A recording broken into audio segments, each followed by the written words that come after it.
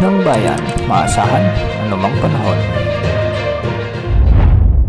Magandang araw po sa ating lahat. Narito lang pinakuling update sa magiging lagay ng ating panahon sa araw na ito at sa mga susunod na araw. Sa kasalukuyan ay patuloy na nakakaapekto sa ating bansa ang apat na weather systems, ang Intertropical Convergence Zone, Shearline, Easterlies at ang Northeast Monsoon o Amihan. Dahil nga sa Intertropical Convergence Zone, asahan ang maulap na kalangitan na may mga kalat-kalat na pagulan at thunderstorms sa Davao Region, Caraga, Soc-Sargen, Basilan, Sulu, Tawi-Tawi at Palawan. Ang mga lugar na ito ay pinag-iingat natin sa banta ng mga biglaang pagbaha at pagguho ng lupa, lalo na kung may mga katamtaman at minsan ay malalakas na pagbuhos ng ulan. Samantala, shearline naman ay yung banggaan ng malamig at mainit na hangin ang magdadala ng maulap na papawirin na may mga scattered rains and isolated thunderstorms sa Cordillera Administrative Region, Cagayan, Isabela, sa may Nueva Vizcaya, Quirino at Aurora. Ang mga lugar na ito ay pinag-iingat din natin sa banta ng mga pagbaha at pagguho ng lupa kung may mga katamtaman at minsan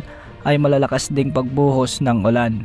Samantala, umiiral naman ang mainit na easterlies na nagdadala ng maulap na kakalangitan na may mga kalat-kalat na pagulan at thunderstorms sa Quezon Province at Camarines Norte. Posible rin ang banta ng mga flash floods o biglang pagbaha at pagguho ng lupa, lalo na kung may mga katamtaman at minsan ay malalakas na pag-ulan.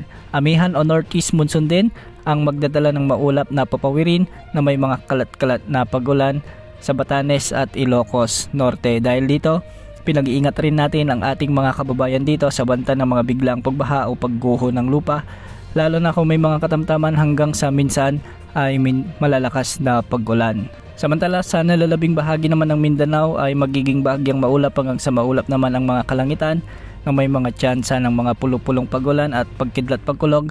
Dulot pa rin ito ng Intertropical Convergence Zone o ITCZ. Dahil dito, posible rin ang banta ng mga biglang pagbaha o pagguho ng lupa kung may mga umiiral na severe thunderstorms.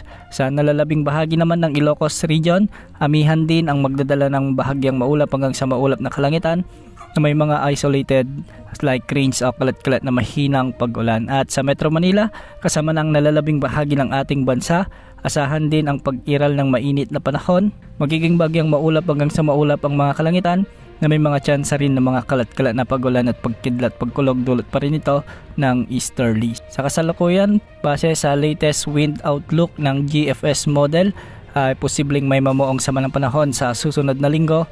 At kung titignan natin ay may sirkulasyon na lalapit sa may Eastern Visayas o sa bahagi ng Bicol Region. Base naman sa ECMWF model ay posibleng LPA lamang ang mamumuong sama ng panahon na ito dahil matagal at malayo pa posible pang magbago ang forecast na ito, at kung sakaling maging bagyo nga ito ay tatawagin ito sa local name na Bagyong Vervina. Tabayan na ng mga susunod na updates ukol sa potensyal na sama ng panahon na ito sa mga susunod na oras. Yan muna ang latest sa lagi ng panahon. Ito pang weather update ng bayan, maasahan anumang panahon.